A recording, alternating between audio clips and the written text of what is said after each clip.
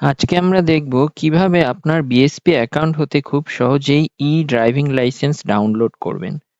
আমাদের মোবাইলে driving licence অনুমোদন হয়ে থাকলে এ ধরনের একটি মেসেজ আসে। এ পর্যায়ে আমাদেরকে প্রথমেই ঢুকতে হবে www.bsp.brta.gov.bd এই ওয়েবসাইটে। এখানে ঢোকার পরে আমাদেরকে আমাদের অ্যাকাউন্টে লগ ইন করতে হবে।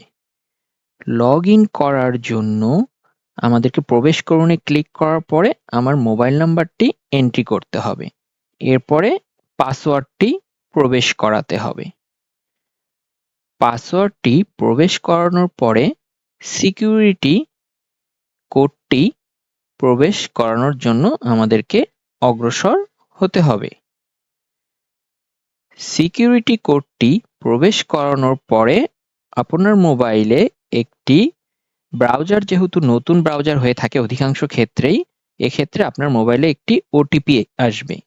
ওটিপিটা মোবাইলে এই ধরনের 6 ডিজিটের একটি ওটিপি আসবে। ওটিপিটি সুন্দরভাবে এই ব্রাউজারে এন্টার করাতে হবে।